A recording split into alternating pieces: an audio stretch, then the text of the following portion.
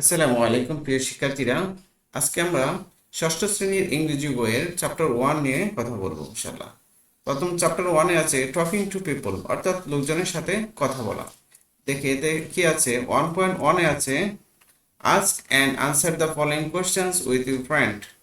Ask অর্থ হচ্ছে জিজ্ঞেস করো, অ্যান্ড আনসার অর্থ হচ্ছে উত্তর দাও। দ্য ফলোইং কোশ্চেনস অর্থ হচ্ছে নিচের প্রশ্নগুলোর উত্তর দাও উইথ ইউর ফ্রেন্ড, তোমার বন্ধুর সাথে। ওকে, তাহলে চলো আমরা এই নিচের প্রশ্নগুলোর উত্তর সমাধান করে নিই। দেখো, যেহেতু বন্ধুর সাথে কথা বলতে হবে, তাহলে বন্ধুর সাথে দেখা হওয়া মাত্রই আমাদেরকে কি বলতে হবে? হাই মাই ফ্রেন্ড, অর্থাৎ আমার বন্ধু বলছে হে, ও হে, হাউ আর ইউ, অর্থাৎ তুমি কেমন আছো। ঠিক আছে, মাই সেলফ অর্থাৎ আমি নিজে বললাম হাই, ও হে, আই এম ফাইন, আমি ভালো আছি, অ্যান্ড ইউ, এবং তুমি। তারপর মাই ফ্রেন্ড, সে বলল ফাইন থ্যাঙ্কস। তারপর যে আমাদের যে প্রথম প্রশ্নটা ছিল, সেই প্রশ্নটা এখানে আসছে যে how many members do you have in your family, অর্থাৎ তোমার পরিবারের কতজন সদস্য আছে। এটা ছিল আমাদের প্রথম প্রশ্ন, যে কি ছিল, যে how many members do you have in your family, এই একটা প্রশ্ন। তারপরে হচ্ছে describe your relationships with them, অর্থাৎ তাদের সাথে তোমার সম্পর্ক কি কিরকম। তারপর হচ্ছে do you talk to your parents in the same way as you talk to your grandparents, অর্থাৎ তুমি তোমার দাদা দাদির সাথে যেভাবে কথা বলো, তোমার বাবা মার সাথে কি একইভাবে কথা বলো। এই তিনটা প্রশ্নের মাধ্যমেই আমাদের কি করতে হবে, এই ডায়ালগটি সম্পন্ন করতে হবে। ওকে, তাহলে দেখো এখানে আছে প্রথম প্রশ্ন কি, how many members do you have in your family. Myself, এটার উত্তর হচ্ছে we are 6 members in our family, আমাদের পরিবারে 6 জন সদস্য আছে। তারপরে মাই ফ্রেন্ড, সে বলল, অর্থাৎ আমার বন্ধু আবার বলল নাইস। তারপরে প্রশ্নটা কি ছিল, describe your relationships with them, অর্থাৎ তাদের সাথে তোমার সম্পর্ক কিরকম, বর্ণনা কর। মাই সেলফ, অর্থাৎ আমি নিজে তখন উত্তর দিব we have a very cordial relationship with them, অর্থাৎ তাদের সাথে আমার খুবই একটা আন্তরিক সম্পর্ক। কর্ডিয়াল অর্থ হচ্ছে আন্তরিক। তারপর মাই ফ্রেন্ড আবার বললো অল রাইট, ঠিক আছে। Do you talk to your parents in the same way as you talk to your grandparents, অর্থাৎ তুমি তোমার দাদাদের সাথে যেরকম আচরণ করো, তোমার বাবা মার সাথে কি একই রকম আচরণ করো।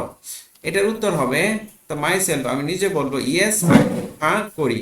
My parents and grand parents are also like my friends, আমার বাবা মা এবং আমার দাদা দাদি ঠিক আমার বন্ধুর মতো। তখন কথা শেষে বলতে হয় যে, অর্থাৎ যখন কোনো কথোপকথন শেষ হয় তখন বলতে হয় কি থ্যাঙ্কস। আর মাইসেলফ, তখন আমি নিজে বলবো কি ওয়েলকাম, সি ইউ, বাই। এই হচ্ছে আমাদের পেজ নাম্বার 1-এর সমাধান। আশা করি তোমরা বুঝতে পেরেছো। ওকে প্রিয় শিক্ষার্থীরা, এখন দেখো টকিং টু পিপল এর 1.2 নিয়ে আমরা এখন আলোচনা করব। এখানে দেওয়া আছে look at the picture below, এটার অর্থ হচ্ছে নিচের ছবিটির দিকে দেখো। দেন অর্থ হচ্ছে তারপর। ওকে, আস্ক অ্যান্ড আনসার, আস্ক অর্থ হচ্ছে জিজ্ঞেস করো, অ্যান্ড অর্থ এবং, আনসার অর্থ হচ্ছে উত্তর দাও। The following questions in pairs, following শব্দের অর্থ হচ্ছে নিচে। কোশ্চেনস মানে হচ্ছে প্রশ্নগুলো, ইন পেয়ার্স মানে হচ্ছে জোড়ায়, অর্থাৎ তারপর নিচের প্রশ্নগুলো জিজ্ঞেস করো এবং উত্তর দাও। দেখি কি কি প্রশ্ন আছে এখানে। এখানে একটা প্রশ্ন দেওয়া আছে যে ক্যান ইউ গেজ হু দে আর, অর্থাৎ এখানে বলছে যে তুমি কি অনুমান করতে পারো যে তারা কারা, অর্থাৎ ছবিতে যে এগুলো দেওয়া আছে, ছবিতে যে লোকজনের ছবি দেওয়া আছে তারা কারা। তারপরে প্রশ্ন হচ্ছে what do you think is the relationship among them, অর্থাৎ যে ছবি দেওয়া আছে তাদের মধ্যে কি রিলেশন আছে সেটা তুমি কি মনে করো।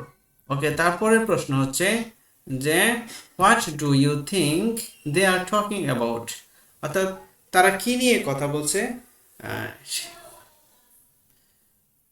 ওকে, এই তিনটা প্রশ্নের উত্তর আমাদেরকে এখন দিতে হবে।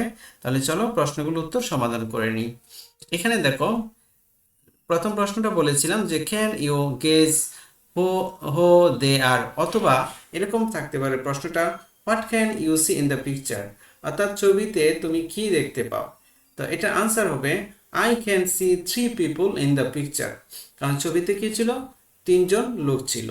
ওকে, তারপরে প্রশ্ন হচ্ছে what do you think is the relationship among them, অর্থাৎ অর্থাৎ তাদের মধ্যে কি রিলেশনশিপ, কি সম্পর্কটা কি। তাহলে আই থিঙ্ক দ্যাট, আমি মনে করি যে দে আর ফ্রেন্ডস, তারা কি বন্ধু। তারপরের প্রশ্নটা হচ্ছে what do you think they are talking about, okay, তারা কি নিয়ে কথা বলছে। তো এটার আনসার হতে পারে যে I think they are in the garden, আমি মনে করি তারা কি বাগানে আছে, অ্যান্ড এবং প্ল্যানিং ফর সামথিং, এবং কোনো কিছু করার পরিকল্পনা করছে। এই হচ্ছে আমাদের দ্বিতীয় পৃষ্ঠার, অর্থাৎ পৃষ্ঠা পেজ নাম্বার 2 এর সমাধান। প্রিয় শিক্ষার্থীরা, চলো এখন আমরা পেজ নাম্বার 3 তে চলে যাই।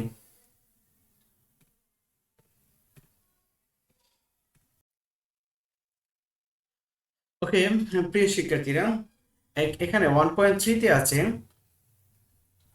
যে read the following list of formal and informal expressions and discuss their meaning in groups, অর্থাৎ এটার অর্থ হচ্ছে যে নিচে ফর্মাল এবং ইনফর্মাল প্রকাশভঙ্গি মানে এক্সপ্রেশনসগুলো পড়ো এবং দলে তাদের অর্থসমূহ আলোচনা করো। ওকে, তাহলে আমরা এটা অর্থটা একটু দেখে নেই। রিড অর্থ কি, রিড অর্থ হচ্ছে কি পড়ো। দ্য ফলোইং লিস্ট, নিচের তালিকা, কিসের তালিকা, of formal and informal expressions, formal, okay, অর্থাৎ ফর্মাল মানে হচ্ছে আনুষ্ঠানিক এবং অনানুষ্ঠানিক প্রকাশভঙ্গি।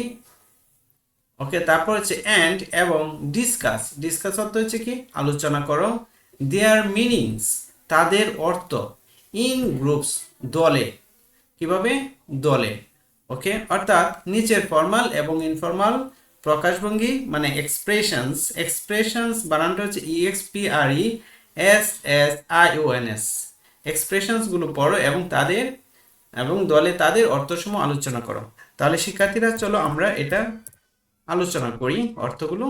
এখানে দেওয়া আছে যে ফর্মাল এক্সপ্রেশনস, ফর্মাল এক্সপ্রেশনস অর্থ হচ্ছে আনুষ্ঠানিক অভিব্যক্তি। ওকে, এবং ইনফর্মাল এক্সপ্রেশনস এটার অর্থ হচ্ছে অনানুষ্ঠানিক অভিব্যক্তি। ওকে, দেখি আনুষ্ঠানিক অভিব্যক্তি কোনগুলা। দেখো এখানে দেওয়া আছে হ্যালো, হ্যালো অর্থ হচ্ছে ওহে, আর ইনফর্মাল হচ্ছে হাই অথবা হে, এটার অর্থ হচ্ছে এই যে অথবা ওহে। তারপরে আছে it's a pleasure to meet you, এটার অর্থ হচ্ছে আপনার সাথে পরিচিত হতে পেরে কি আমি আনন্দিত। এটা হচ্ছে ফর্মাল এক্সপ্রেশনস। ওকে, আর ইনফর্মাল এক্সপ্রেশনস হচ্ছে নাইস টু মিট ইউ। ওকে, অর্থাৎ আপনার সাথে পরিচিত হয়ে ভালো লাগলো। তারপরে দেখো আই অ্যাপোলোগাইজ, আই অ্যাপোলোগাইজ এটার অর্থ হচ্ছে আমি দুঃখ প্রকাশ করছি। আর এটার ইনফর্মাল হচ্ছে আই এম সরি, অর্থাৎ আমি দুঃখিত।